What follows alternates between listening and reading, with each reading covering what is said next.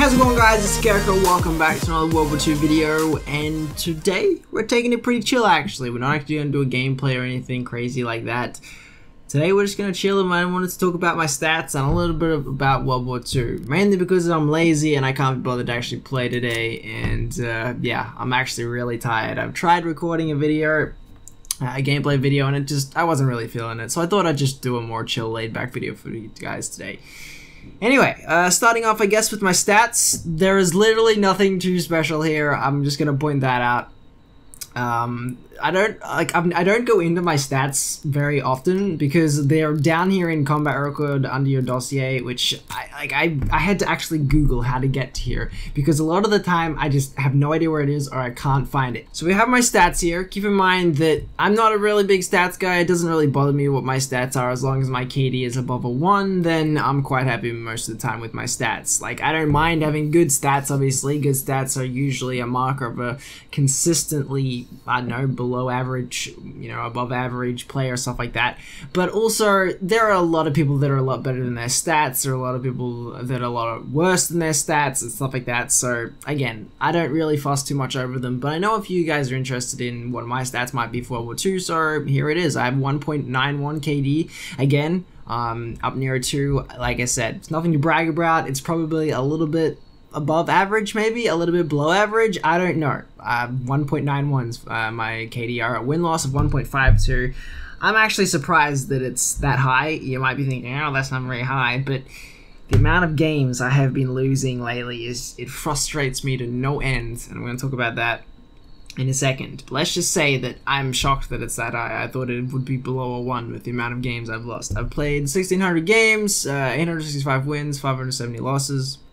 I have an SPM of 350, nothing too special there, and in the last 5 matches it's been 390. So, as I'm not sure what these stats over here are, the individual effort, like the best stat snapshot. I mean, is this like the best game that I've had statistic wise with a 24 KD SPM of 72 and a score streak of 35? I don't know. Maybe I'm not sure exactly how that works, but I don't know if you guys do have any idea how that works. If that is my best game apparently, then there you go. I have a total time played of 5 days and 14 hours apparently. If I check Steam, that means roughly around 263 hours. So not as high as previous Call of Duties. There have been some previous Call of Duties that I've sunk. I'd probably be about 400 hours in. I know in Black Ops 3 I was around 400 hours at this point, so around almost double the time. And yeah, again, we'll talk about that in a little minute. But anyway, under the best weapons, apparently my best weapon is my PPSH. So we go to the PPSH. Okay, I don't know why my accuracy on this gun is so bad. I have an 11. It's like a 0.11 accuracy on this gun, which is, yeah, it's pretty bad. 463 multi-kills. What is the... I think that's probably the gun that I've used the most. Like 3,000 kills, 2,000 kills, 600. Unless we go to... The only other one would probably be the STG. No? I guess the PPSH is... Yeah. Actually, no. Maybe one of the sniper rifles? Not really. I guess it is PPSH. The rest of the guns, I don't know. I haven't, like I said, I haven't played much like World War II compared to other Call of Duties, so the kill count and the time used on a lot of these weapons would be a lot lower than it technically should be. Like, if I was playing this game as much as I have previous games in the past, then these kill counts and time used and stuff would be a lot higher. But I don't know why my accuracies are so bad on the grease gun, and like that's 0.07. It's so bad. I do like the fact that it's gotten better on the other weapons. Like, it's usually around a 0.20 for most of the other weapons, which is quite cool. And one thing I'm really proud of too is on my sniper rifles, all of the bolt actions are above 50%, so I'm happy about that. Screw the carbon, screw that weapon. Horrible, disgusting weapon. As for the shotguns, I have not got very many shotgun kills, and I'm very happy about that. As for melee weapons, yeah, I've only got 53 kills with the US shovel. I've been meaning to do a melee only video, but I just keep putting it off because I really don't like using melee in this game. It comes across so much more scumbaggier than in other games. 1300s, well, nearly 1,400 recons, 355 counters, 167 care packages, 236 glide bombs, 99. This is a bit pitiful actually. I've used the artillery barrage 99 times for 75 kills, which means I haven't even gotten a kill every time. Like, that's how garbage this streak is, but whatever. Paratroopers, I got 46 times. I'm actually quite happy with that actually. It's one of the highest streaks in the game, and I can usually earn it, you know, usually maybe once every 2 games on average, depending on what weapon I'm using. Like if I'm using a semi-auto or a higher skill weapon, then maybe not. But yeah, definitely my favorite streak in the game, by the way, too. My best division is the infantry division with a 2.15 KD. I'll take it. 7,000 kills in infantry, 8,000 in airborne, 3,000 in armored, 5,000 in the mountain, 1,500 in expeditionary. By far my least used, not counting the resistance, since it was only just added in. But yeah, expeditionary and resistance are my least favorite and least used out of all of the divisions in the game, with probably airborne being my favorite, just because I like being able to put suppressors on my SMGs. As you can see, I've got like nearly 4,500 suppressor kills out of, you know, 8,000 kills. So nearly half of my kills in this entire division have been with suppressor. So I'm quite happy with that. It means I'm kind of taking use of the whole airborne division and taking use of the whole point of the division. The best mode is search and destroy? Really? I played 1 game of search and destroy, I got 15 kills, and I had a KD of 5. I guess that's why. I've played, like, Team Deathmatch is my mode. That's obviously the mode that I play the most of, because that's all anyone on PC plays. Apparently I've played 3 games of free-for-all sometime in here, a couple games of domination, kill confirm. These were in mosh pit game modes, because you can never get these games out of those, which kind of sucks. Gun game was quite fun when it was around. I haven't played prop hunt because that died out almost instantly. I couldn't find a game even on the day that it was launched, which really sucked. And the rest of the modes, well, I haven't really played a lot of them. So, yeah, obviously TDM, being a PC player, is where I'm going to play at. 20,000 kills in TDM, 2.23 KD, 756 wins with a win-loss of just over 1 there, guys. That's a more accurate representation of my stats in TDM. Like, it is pitiful at this point, man. It's depressing. So yeah, that's a look at most of my weapon stats and stuff like that. I didn't want to bore you too much about the overall details, because I know you can go pretty in depth on a lot of this, but you guys get the general idea. I just wanted to bring up the fact that World War II is getting harder and harder to find lobbies in, which is kind of a scary thought, considering the game has been out for not even half a year. It's been out for around 5 months, something like that. And yeah, it's getting hard to find lobbies. A lot of the time I have to choose the best parts of the day. Like on weekdays, there's just not a lot of people online, and usually I have to wait for people to come home from school for the lobbies to fill up, or people to come home from work for the lobbies to fill up. And a lot of the time I'm running across the same people. It's the same thing that happened during Black Ops 3. It's the same thing that's happened during Infinite Warfare and stuff like that. The game, you know, starts to lose its player base. It's kind of a bit annoying though, when I was kind of hoping that it wouldn't happen this year, that World War II would last a little bit longer than previous years, but that's just not the case. Keep in mind, like, it doesn't have too much of an actual overall impact on me recording videos, because I still record videos and stuff like that. It just means that, one, it's harder to make videos a little bit because of the times that I have to actually actively sit down and choose. Like, I have to sit down and say, right, this is the best time to record and stuff like that, and so I kind of have to plan ahead. 2, a lot of the players that are left are pretty decent in the game, or know what they're doing in some sense. Basically, the noobs are dying out. There's not a whole lot of new people coming into the game. As, you know, people leave the game, there's not like fresh people take their place. We're not Fortnite here. Obviously, we're not like a huge gaming community here on PC when it comes to Call of Duty. We usually start out quite strong at the start of the year and then dwindle down depending on the quality of the Call of Duty until during the last couple months of its life cycle, it usually gets pretty weak. Last year, it meant that I was on 300 ping for a lot of the time because I was allowing my friends to host, and that'll probably end up happening towards the end of the year as the player base gets lower and lower and lower, obviously. But back to the point I was making before, obviously as the pool of players gets smaller and smaller and smaller, it's left to the people that really enjoy this game. The people that really enjoy it are usually the ones that are pretty good at it, which means obviously I have to step up a little bit in terms of my own skill to make the videos a bit more entertaining for you guys. And that's not hard, that's fine. In fact, a lot of the time I'll end up, if I have a bad game, a lot of the time I'll post that as well, because that's just as entertaining. Like, not every video has to be, me winning a game or winning a challenge or something like that. The failures are also entertaining for you guys to watch as well. But it just means that if I want to sit down and have a really high scoring gameplay or something like that, it does get a little bit harder towards the end of the year. And this phase where Call of Duty starts to die has started a little bit earlier than I would have actually liked.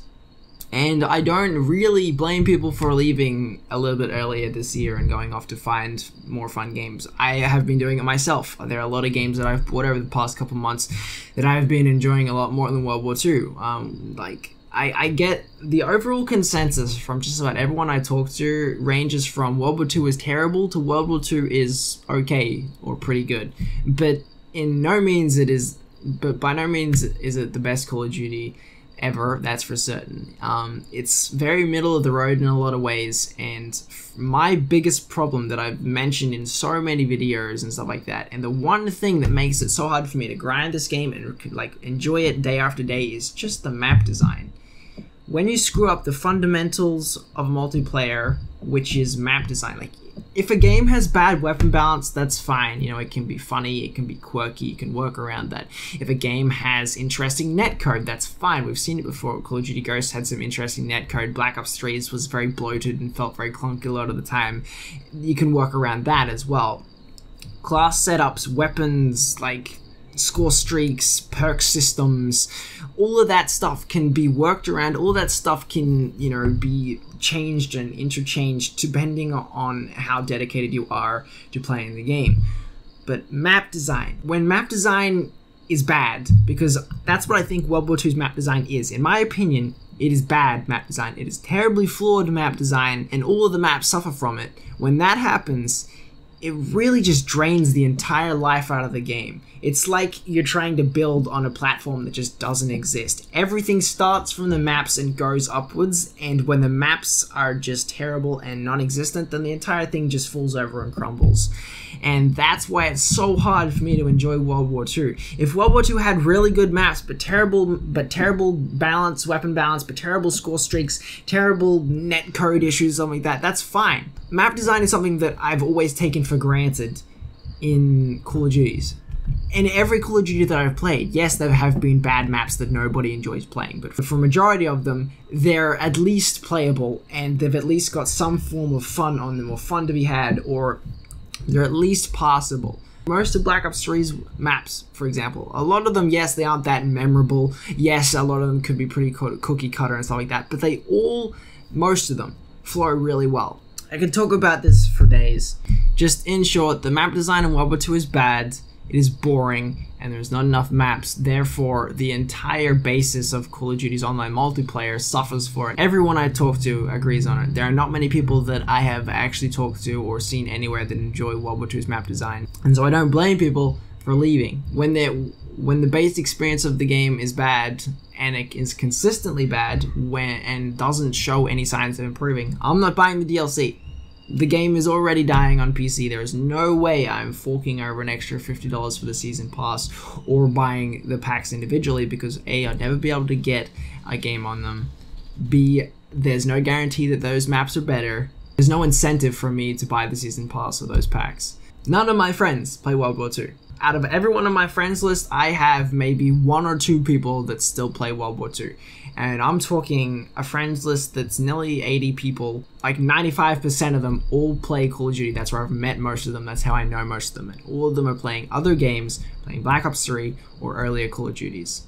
Also, I just want to touch on the matchmaking. The matchmaking at the moment is fucking me over so bad in videos that it's hilarious to watch. The amount of games that I cut out of videos just because it gets boring to watch me lose over and over and over and over is quite a lot. For every video, I probably cut out about 3 games of me either rage quitting because a lobby sucks And I don't mean that the enemies are hard. I mean 3 guys are running around with melee weapons, and they're also using trip mines, and some guys using the Vulcan sweating his ass off.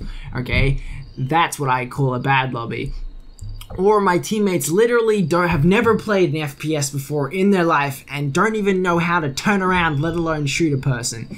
That's what it feels like a majority of the time. It's funny, yes, in some videos when I have to carry my teammates. Yes, there's a certain comedic element to it. But at the same time, when it happens consistently over and over and over and over and over, then it gets frustrating. I had the same problem in Black Ops 3 and it never really got fixed. I just started playing in parties so that I could rely on a couple of my teammates. I haven't got that option here in World War II. None of my friends play World War II. I have to solo backpack a majority of the time. A lot of you guys, I understand, play on console, and none of this is really an issue for you, at least in terms of the player counts and stuff like that. And you guys are lucky enough to have a player count that you can play just about any mode that you want in just about any Call of Duty that you want. That's great, and I'm asking that you never take that for granted, because people that play on PC don't have that luxury. We have 1 to 2 game modes available to us, and that's about it for the entire year. But I still like playing on PC. I definitely would never get to the stage where I would want to play Call of Duty on console, because I love it here on PC. As quirky and horrible and frustrating as it is, sometimes, I still enjoy my mouse and keyboard, and I still think that Call of Duty on PC is much more entertaining to watch, it's much more entertaining to play, and it feels a lot better. That's just me. Obviously, other people have other opinions about that, but based on my experience, that's my opinion. And also, there is a little bit of a niche here. When Call of Duty, if it ever does get big on PC again, if, you know, Black Ops 4 is an amazing game that lasts for the entire year and it's just huge on YouTube, then I do like the fact that I'm very niche in terms of my channel. There are not many people that are still playing Call of Duty on PC that do YouTube. There is Nate Gibson, and that's about it. There are, of course, smaller channels. A few friends of mine that I have on my homepage. If you guys want to go and check any of those guys out, I highly recommend you do. Showing some support to smaller channels is something that I always want to do on my channel. But in terms of like larger presence, Call of Duty PC does not have it's a drop in the ocean in terms of content on YouTube. And I do kind of like that. I do kind of like that. If you want to see Call of Duty PC, if you want to see World War II on PC, I'm probably one of the channels that you would find or go to in terms of content styles like that. I may be just another generic COD fuckboy, but I do have a little bit more uniqueness in terms of my content style and my platform than thousands of other channels on YouTube. Anyway guys, that's gonna wrap it up for this video before it gets too long. I do apologize for being a bit of a lazy video, but I really am not in the mood to sit down and sweat my ass off tonight, so I hope you guys do understand that. I hope you guys have all been having a fantastic day / evening wherever you are in the world. Hope you're feeling alright, and hope you're doing alright. Anyway guys, thank you so much for watching. If you have enjoyed, don't forget to hit the like button, subscribe for more, and I shall see you, beautiful people, in the next video.